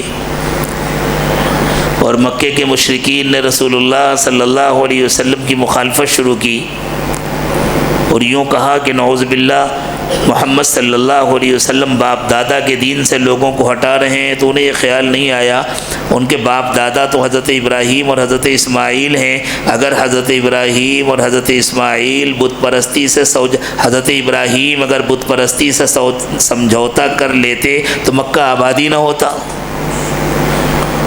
اگر حضرت ابراہیم علیہ السلام نے عراق میں بت پرستی سے سودا کر لیا ہوتا، سمجھوتا کر لیا ہوتا، تو آپ عراق چھوڑتے ہی نہیں، مصر پہنچتے ہی نہیں، حضرت حاجرہ سے آپ کا نکاح ہوتا نہیں، حضرت اسماعیل پیدا نہیں ہوتے، اور حضرت اسماعیل کی اولاد ہیں مکے والے بنو ہاشم، اور جتنے مکے کے لوگ تھے وہ سب حضرت اسماعیل علیہ السلام کی اولاد ہیں۔ تو مکہ تو آباد ہوا ہے توحید کی بنیاد پر، اور حضرت اسماعیل علیہ السلام کو جو مکہ مکرمہ پہنچایا گیا، یہ رسول اکرم صلی اللہ علیہ وسلم کی بعثت کی ابتدائی تیاری تھی۔ دنیا کے دو شہر ہیں جن کی پہلے دن سے بنیاد رکھی گئی ہے حضور اکرم صلی اللہ علیہ وسلم کی نسبت پر، ایک مکہ مکرمہ، ایک مدینہ طیبہ۔ مکے کی بنیاد بھی حضور کی نسبت پر رکھی گئی ہے، مدینہ کی بنیاد بھی حضور کی نسبت پر رکھی گئی۔ اس طرح مکہ مکرمہ آباد ہو گیا، آہستہ آہستہ وہاں آبادی ہوتی گئی۔ ایک قبیلہ تھا بنو جرہم، جب ان لوگوں نے دیکھا کہ یہاں پانی ہے، انہوں نے آ کر کے حضرت حاجرہ سے درخواست کی اگر اجازت دیں تو ہم بھی یہاں قریب میں آباد ہو جائیں، ہمیں بھی پانی لینے کی اجازت مل جائے۔ تو حضرت حاجرہ نے کہا ہاں پانی لینے کی اجازت ہوگی، لیکن پانی پر ملکیت میں آپ لوگوں کی شرکت نہیں ہوگی، ملکیت میری رہے گی۔ پھر جب حضرت اسماعیل علیہ السلام بڑے ہو گئے، اس درمیان میں قربانی کا واقعہ بھی پیش آیا۔ جب تھوڑے سے بڑے ہوئے، سمجھدار ہوئے، تو قربانی کا واقعہ پیش آیا۔ اس کی تفصیل میں جانے کے لیے یہ مناسب موقع نہیں ہے۔ حج کے موقع پر جو قربانی کی جاتی ہے وہ اسی قربانی کی یاد ہے۔ حضرات صحابہ کرام نے جب رسول اکرم صلی اللہ علیہ وسلم سے سوال کیا ما هذه الاضاحی یا رسول اللہ، اے اللہ کے نبی صلی اللہ علیہ وسلم یہ قربانیاں کیا ہیں؟ تو آپ نے فرمایا سنت ابیکم ابراہیم، یہ تمہارے باپ ابراہیم کا طریقہ ہے۔ حضرت ابراہیم علیہ السلام کا وہ قربانی کا عمل اللہ تعالیٰ کو اتنا پسند آیا کہ اللہ تعالیٰ نے اس کو قیامت تک جاری رکھنے کا فیصلہ فرما دیا۔ اور دوسری بات یہ ہے کہ ساری دنیا میں اللہ سے محبت کرنے والے، اللہ کے عاشق جو اللہ کے گھر نہیں پہنچ پائے کسی وجہ سے اور جو حج نہیں کر سکے، اللہ تعالیٰ قربانی کے ذریعے اور یوم عرفہ کے روزے کے ذریعے ان کو بھی حاجیوں کے ساتھ شرکت کا ایک موقع عطا فرما دیتے ہیں۔ ساری دنیا کے ایمان والے مرد اور عورتیں اپنے قربانی کے عمل کے ذریعے حاجیوں کے ساتھ شریک ہو جاتے ہیں اور گویا پوری دنیا کے ایمان والے ایک ہو جاتے ہیں۔ پھر جب حضرت اسماعیل علیہ السلام جوان ہو گئے تو اللہ تعالیٰ نے حکم دیا حضرت ابراہیم کو کہ آپ اپنے صاحبزادے حضرت اسماعیل کو اپنا معاون و مددگار بنائیں اور ہمارے گھر کی دیواریں اٹھائیں۔ وَإِذْ يَرْفَعُ إِبْرَاهِيمُ الْقَوَاعِدَ مِنَ الْبَيْتِ وَإِسْمَاعِيلُ۔ حضرت ابراہیم اور حضرت اسماعیل علیہ السلام نے اللہ کے گھر کی دیواریں اٹھائیں۔ دیواریں اٹھانے کا تذکرہ اس لیے کیا جا رہا ہے کہ اللہ کا گھر تو پہلے سے موجود تھا، لیکن اس کی دیواریں منہدم ہو گئی تھیں، اس کے نشانات ریت کے نیچے دب گئے تھے۔ فرشتوں نے آ کر کے ریت ہٹا کر کے وہ نشانات دکھائے۔ وَإِذْ بَوَّأْنَا لِإِبْرَاهِيمَ مَكَانَ الْبَيْتِ، اللہ تعالیٰ نے فرمایا ہم نے ابراہیم کو بتا دیا کہ ہمارا گھر یہاں ہے۔ اور پھر حضرت ابراہیم اور حضرت اسماعیل علیہ السلام نے دیواریں اٹھائیں، اللہ کا گھر تعمیر ہوا اور اب قیامت تک کے لیے تعمیر ہوا۔ اور اس موقع پر حضرت ابراہیم اور حضرت اسماعیل علیہ السلام دونوں نے جو دعائیں مانگی، ان میں خاص طور سے رسول اکرم صلی اللہ علیہ وسلم کی بعثت کی دعا مانگی۔ جب گھر بن کر تیار ہو گیا تو اللہ تعالیٰ نے حضرت ابراہیم علیہ السلام کو حکم دیا وَأَذِّن فِي النَّاسِ بِالْحَجِّ، ابراہیم لوگوں میں حج کا اعلان کر دو۔ حضرت ابراہیم علیہ السلام کو یہ فکر نہیں ہوئی یہاں کون سننے والا ہے، میری بیوی اور میرے بچے کے علاوہ یہاں اور کون سننے والا، تھوڑے سے اور لوگ ہیں، بنو جرہم ہیں، پوری دنیا میں کیسے آواز جائے گی؟ اور اللہ فرما رہے ہیں تمہاری آواز سن کر یأتوک رجالا، لوگ پیدل آئیں گے، وعلی کل ضامر، اور ایسی اونٹنیوں پر سوار ہو کر کے آئیں گے جو لمبا لمبا سفر کرنے کی وجہ سے، یأتین من کل فج عمیق، جو بہت دور دراز سے آنے کی وجہ سے اور بڑے لمبے راستے طے کرنے کی وجہ سے کمزور ہو جائیں گی، دبلی ہو جائیں گی، یعنی اشارہ تھا کہ ساری دنیا سے لوگ حج کرنے کے لیے آئیں گے۔ حضرت ابراہیم علیہ السلام کو حکم ملا، وہ اللہ کے حکم کے بندے تھے، انہوں نے اعلان کر دیا، اس کی پرواہ نہیں کی میری آواز کیسے پہنچے گی، اللہ نے آواز پہنچا دی۔ اسی آواز کا جواب ہے کہ ہر شخص جو حج کے لیے جاتا ہے، مرد ہو یا عورت، سب جواب دیتے ہوئے جاتے ہیں لبیک اللہم لبیک لبیک لا شریک لک لبیک ان الحمد والنعمت لک والملک لا شریک لک۔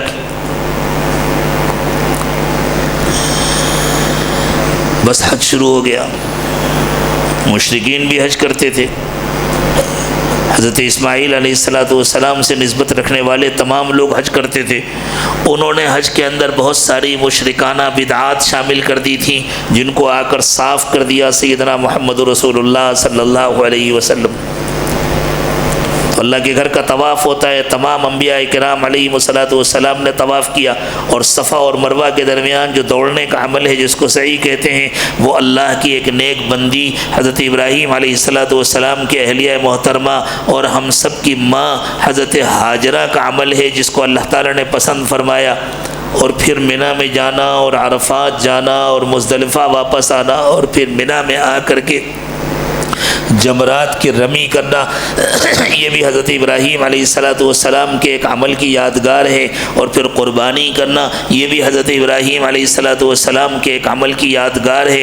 اللہ تعالیٰ نے حضرت ابراہیم کو قبول فرمایا، ان کے اعمال کو قبول فرمایا، تو پھر اللہ تعالیٰ نے حضرت ابراہیم علیہ السلام کے نام کو اور ان کے کام کو قیامت تک زندہ کر دیا۔ وَتَرَكْنَا عَلَيْهِ فِي الْآخِرِينَ سَلَامٌ عَلَىٰ إِبْرَاهِيمَ، اللہ تعالیٰ نے فرمایا ہم نے ہمیشہ کے لیے ابراہیم کے تذکرے کو زندہ اور جاوید بنا دیا، ابراہیم پر سلامتی ہو، ہمیشہ حضرت ابراہیم پر سلام نازل ہوتا ہے اللہ کی جانب سے۔ اور ہم سب کو بھی انبیاء کرام علیہ السلام کی خدمت میں صلاۃ و سلام کا تحفہ پیش کرنا چاہیے۔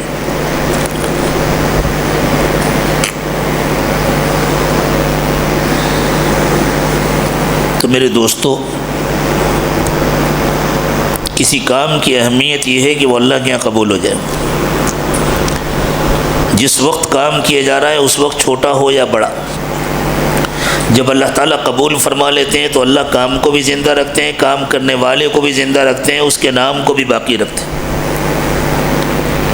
اللہ تعالیٰ ہم سب کو سیدنا ابراہیم علیہ السلام کی سچی اتباع نصیب فرمائے، حضور اکرم صلی اللہ علیہ وسلم کے طریقے پر مرنے اور جینے کی سعادت نصیب فرمائے۔ اللہ ہمارے کاموں کو بھی قبول فرمائے۔ اللہ تعالیٰ ہم سب کو بار بار حج اور عمرے کی سعادت نصیب فرمائے، لیکن اخلاص نیت کے ساتھ یہ سعادت نصیب فرمائے۔ ہاں، دکھاوے سے اللہ تعالیٰ بچائے، ریاکاری کے جذبات سے اللہ بچائے، اور بڑا بڑا بننے سے اللہ ہماری حفاظت فرمائے۔ جو بڑا بننے کی کوشش کرتا ہے اللہ اس کو چٹکیوں میں مسل کر ختم کر دیتے ہیں، مٹا دیتے ہیں، اور جو چھوٹا بنتا ہے اللہ اس کو بڑا بناتے ہیں۔ جو دلوں میں اللہ کی بڑائی بیٹھاتا ہے اللہ دلوں میں اس کی عزت ڈالتے ہیں، اس کا احترام ڈالتے ہیں، اور جو دلوں میں اپنی بڑائی بیٹھانا چاہتا ہے اللہ دلوں میں اس کی تحقیر ڈال دیتے ہیں، اس کی نفرت ڈال دیتے ہیں۔ تو اللہ تعالیٰ ہم سب کو بے انتہا قبول فرمائے، اپنی یاد نصیب فرمائے، ہم سب کو بار بار اللہ تعالیٰ حج اور عمرے کی سعادت نصیب فرمائے، اور جو لوگ اس سال حج کے لیے جانے والے ہیں اللہ ان کے حج کو، ان کے احرام کو، ان کی عبادتوں کو قبول فرمائے، ان کی دعاؤں میں ہمیں حصہ نصیب فرمائے، اور اللہ ہمیں بھی موقع عطا فرمائے ہم بھی احرام پہنیں اور ہم بھی تلبیہ گنگناتے ہوئے لبیک اللہم لبیک لبیک لا شریک لک لبیک ان الحمد والنعمت لک والملک لا شریک لک، یہ محبت کا ترانہ، توحید کا ترانہ پڑھتے ہوئے عشق و محبت میں ڈوب کر کے اللہ کے دربار میں حاضر ہوں اور بار بار حاضر ہوں۔ اللہ تعالیٰ یہاں ہونے والے سارے کاموں کو قبول فرمائے، اللہ ہم کو خوب خوب اپنی یاد کی نعمت سے مالا مال فرمائے، اللہ دیر دیر تک اپنی یاد میں بیٹھنا نصیب فرمائے، اللہ ہم سب کو خلوت کی نعمت نصیب فرمائے۔ خلوت کیا ہے؟ اللہ کے ساتھ تنہا ہو جانا۔ زمانہ طالب علمی میں ایک بڑے اللہ والے حضرت مولانا مسیح اللہ خان صاحب رحمۃ اللہ علیہ جلال آباد والے، ان کی خدمت میں حاضری ہوئی، تھوڑی دیر ان کی صحبت سے فائدہ اٹھایا، ان کے پاس بیٹھے، جب چلنے لگے تو اس عاجز نے درخواست کی کہ حضرت کچھ نصیحت فرما دیجئے، تو حضرت نے ایک جملہ فرمایا، مولوی صاحب جلوت میں بھی خلوت کی عادت ڈالو، یعنی تم لوگوں کے درمیان رہو اور حقیقت میں تم دل سے اللہ سے ایسے جڑے رہو کہ گویا تم اکیلے ہو، بس اللہ کے ساتھ جڑے ہوئے ہو۔ اللہ ہم سب کو بھی جلوت میں خلوت نصیب فرمائے، اللہ اپنی یاد نصیب فرمائے، اپنی محبت اور اپنی معرفت نصیب فرمائے، اور اللہ تعالیٰ ان مجلسوں سے ہمیں پورا پورا فائدہ نصیب فرمائے۔ وآخر دعوانا ان الحمد للہ رب العالمین۔ توبہ کے کلمات پڑھائے جائیں گے، بہت سارے احباب سلسلے میں داخل ہونے کی نیت سے تشریف لاتے ہیں، وہ بیعت کی نیت سے ان کلمات کو پڑھیں، باقی سارے لوگ بھی جو پہلے سے بیعت ہیں وہ اپنی بیعت کو تازہ کرنے کی نیت سے توبہ کے ان کلمات کو پڑھیں۔ بسم اللہ الرحمن الرحیم، لا الہ الا اللہ محمد الرسول اللہ صلی اللہ علیہ وسلم، آمنت باللہ وملائکتہ وکتبہ ورسلہ والیوم الآخر والقدر خیرہ وشرہ من اللہ تعالی والبعث بعد الموت، آمنت باللہ کما ہوا باسمائہ وصفاتہ وقبلت جمیع احکامہ، اشہد ان لا الہ الا اللہ واشہد ان محمدا عبدہ ورسولہ، استغفر اللہ ربی من کل ذنب واتوب الیہ برحمتک یا ارحم الراحمین۔ اللہ تعالیٰ ہماری توبہ کو قبول فرمائے، ٹوٹنے سے اس کی حفاظت فرمائے، معمولات کی خوب پابندی کریں، صبح و شام کی تسبیحات پڑھیں، قرآن پاک کی تلاوت کریں، خوب محبت سے اللہ کی محبت میں ڈوب کر کے اللہ کی کتاب کی تلاوت کیا کریں، اپنا برابر جائزہ لیتے رہیں، اپنے گناہوں کی خود نشاندہی کریں اور ان سے بچنے کی پوری کوشش کریں، ہمت سے کام لیں، ہمت کریں کہ مجھے گناہ نہیں کرنا ہے، مجھے حتی الامکان گناہ سے بچنا ہے، اور خدا نخواستہ گناہ ہو جائے تو فوراً توبہ کریں، اللہ تعالیٰ سے معافی مانگیں، اور روزانہ صبح اور شام وقت فارغ کر کے مراقبہ کریں، جتنا زیادہ سے زیادہ ہو سکے اتنا مراقبہ کریں، اللہ تعالیٰ اس مراقبے کی برکتیں کھلے آنکھوں دکھائیں گے، اور مہینے میں ایک مرتبہ اپنے حالات کی اپنے شیخ کو اطلاع کریں، اگر کسی وجہ سے ملاقات نہیں ہو سکتی ہے تو واٹس ایپ کے ذریعے اطلاع کریں۔ اللہ تعالیٰ سب پر اپنا فضل فرمائے، ہم سب کو استقامت نصیب فرمائے۔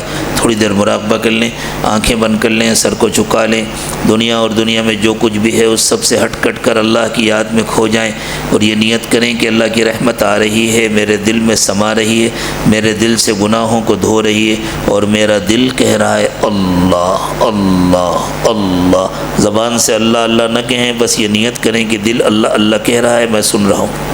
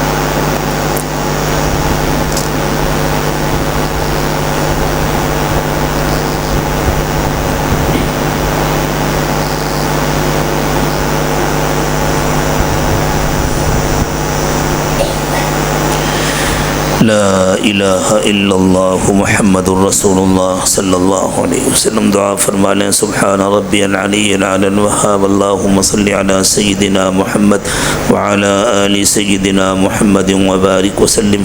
ربنا ظلمنا انفسنا وإن لم تغفر لنا وترحمنا لنكونن من الخاسرین۔ رب اغفر وارحم وانت خیر الراحمین۔ رب اغفر وارحم وتجاوز عما تعلم انك انت الاعز الاکرم۔ ربنا اغفر لنا ذنوبنا وإسرافنا في أمرنا وثبت أقدامنا وانصرنا على القوم الكافرين۔ ربنا لا تزغ قلوبنا بعد إذ هديتنا وهب لنا من لدنك رحمة إنك أنت الوهاب۔ ربنا هب لنا من أزواجنا وذرياتنا قرة أعين واجعلنا للمتقين إماما۔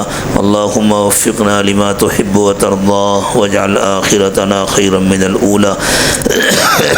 اللهم اكفنا بحلالك عن حرامك وأغننا بفضلك عمن سواك۔ اللهم إنا نسألك الهدى والتقى والعفاف والغنى۔ اللهم إنا نسألك حبك وحب من يحبك وحب عمل يقربنا إلى حبك۔ اللهم اهدنا واهد بنا واجعلنا سببا لمن اهتدى۔ پروردگار عالم، ہم آپ کے عاجز اور کمزور بندے ہیں، ہمارے حال پر رحم فرمائیے۔ اللہ ہمارے صغیرہ کبیرہ تمام گناہوں کو معاف فرما دیجیے۔ اللہ بچی ہوئی زندگی کو پچھلی زندگی کا کفارہ بنا دیجیے، آنے والے وقت کو پچھلے وقت سے بہتر بنا دیجیے۔ اللہ ہماری نگاہوں کو پاک کر دیجیے، دلوں کو صاف کر دیجیے، سینوں کو اپنی محبت سے لبریز فرمائیے۔ پیارے اللہ، ہماری ہڈی ہڈی بوٹی بوٹی میں اپنی محبت پیدا فرمائیے، ہمارے انگ انگ سے رووے رووے سے اپنا ذکر جاری فرمائیے۔ اللہ بیماروں کو شفا عطا فرمائیے، پریشان حالوں کی پریشانیاں دور فرما دیجیے۔ اللہ جو مقروض ہیں ان کا قرض ادا کرا دیجیے، جو بے روزگار ہیں ان کو حلال و پاکیزہ روزگار عطا فرمائیے، جو بے اولاد ہیں ان کو نیک و صالح اولاد عطا فرمائیے، جو اولاد والے ہیں ان کی اولادوں کو نیک و کار بنائیے، اطاعت گزار و فرما بردار بنائیے۔ اللہ جو مزید اولاد کی خواہش مند ہیں ان کی خواہشات کو پورا فرمائیے۔ اللہ بچوں اور بچیوں کے لیے اچھے اور مناسب رشتوں کا انتظام فرمائیے، ان کو خوشیوں بھری زندگیاں عطا فرمائیے۔ اللہ ہر قسم کے دکھ درد سے ان کی ہماری سب کی حفاظت فرمائیے۔ اللہ ہمارے یہاں جمع ہونے کو قبول فرما لیجئے۔ اللہ اٹھنے سے پہلے ہم سب کی مغفرت فرما دیجئے۔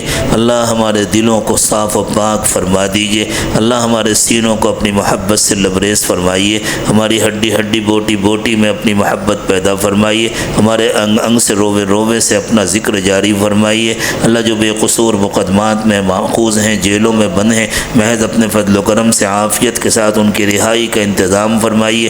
اللہ اس خانقاہ کو بے انتہا قبول قبول فرمائیے، یہاں ہونے والے سارے کاموں کو قبول فرمائیے اللہ، تزکیہ اور سلوک کے کام کو بھی قبول فرمائیے، تعلیم اور تربیت کے کام کو بھی قبول فرمائیے، انسانی خدمت کے جتنے کام ہو رہے ہیں ان سب کو قبول فرمائیے اللہ، اس کے سلسلے کو پورے ملک میں قبول فرما لیجئے اللہ، اس کو عمومی ہدایت کا ذریعہ بنا دیجئے اللہ، اس خانقاہ کو عام ہدایت کا مرکز بنا دیجئے اللہ، اس کو ہدایت کا مرکز بنا دیجئے اللہ، ساری دنیا سے ظلم کا خاتمہ فرما دیجئے اللہ، ہمیں ظالموں کے بجائے مظلوموں کا ساتھی بنا دیجئے اللہ، ظالموں سے ظلم کی طاقت چھین لیجئے اللہ، اب ظالموں کو سزا دے دیجئے پیارے اللہ، اب ظالموں کو سزا دے دیجئے اللہ، آپ نے ان کی رسی بہت ڈھیلی چھوڑ رکھی ہے اللہ، اب رسی کھینچ لیجئے اللہ، ان کو بدترین سزا دے دیجئے، ان کو تباہ و برباد کر دیجئے اور اللہ دنیا کو انصاف سے بھر دیجئے اللہ، مظلوموں کی مدد فرمائیے اللہ، مظلوموں کی حفاظت فرمائیے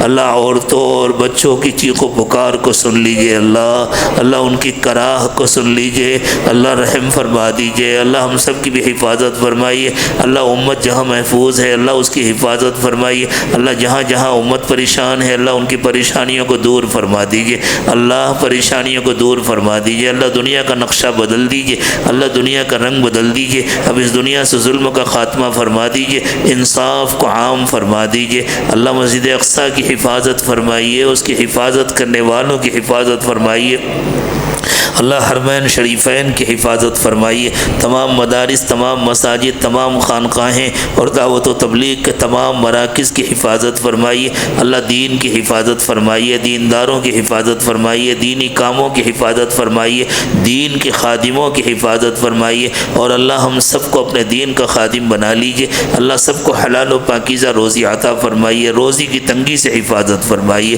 اللہ، مکروہات سے، مشتبہات سے حفاظت فرمائیے اللہ، روزی کی تنگی میں کبھی مبتلا نہ فرمائیے اللہ، ہم بہت کمزور ہیں، امتحان اور آزمائش کے قابل نہیں ہیں اللہ، بغیر امتحان کے ہمیں کامیاب کر دیجئے اللہ، یہ ہمارے نوجوان بچے گناہوں سے بچنا چاہتے ہیں لیکن اللہ شیطان نے ہر طرف سے ان کو گھیرا ہوا ہے اللہ، مصر میں تو ایک زلیخا تھی حضرت یوسف کو گناہ کی دعوت دینے والی اللہ، یہاں تو قدم قدم پر لاکھوں زلیخائیں کھڑی ہیں جو ہر وقت گناہوں کی دعوت دے رہی ہیں اللہ، آپ ہی جس کو بچائیں گے وہ بچ سکے گا اللہ، چھوٹوں کی، بڑوں کی، بوڑھوں کی، بچوں کی، سب کی حفاظت فرمائیے اللہ، مردوں کی، عورتوں کی، سب کی حفاظت فرمائیے اللہ، سب کی حفاظت فرمائیے اللہ، اس خانقاہ کی تمام ضروریات کی کفالت فرمائیے اللہ، جو مسائل الجھے ہوئے ہیں انہیں سلجھا دیجئے، جو پریشانیاں ہیں انہیں دور فرما دیجئے اللہ، آسانیاں مہیا فرما دیجئے اللہ، اپنے حقوق معاف فرما دیجئے، بندوں کے حقوق ادا کرا دیجئے اللہ، ہمارے ذمے کسی کا حق باقی نہ رہنے دیجئے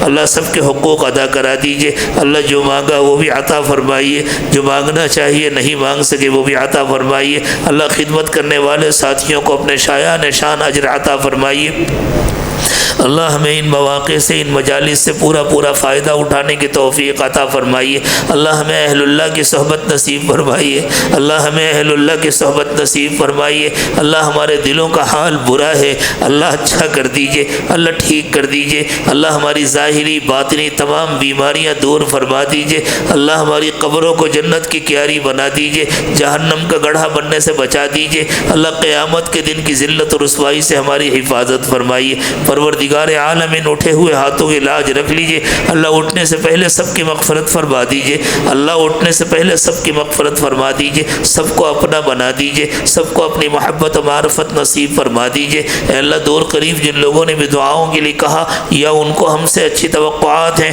محض اپنے فضل و کرم سے اللہ سب کو ان کی توقعات سے بڑھ کر عطا فرمائیے وصلی اللہ تعالی علی خیر خلقہ محمد وعلی آلہ واصحابہ اجمعین برحمتک یا ارحم الراحمین۔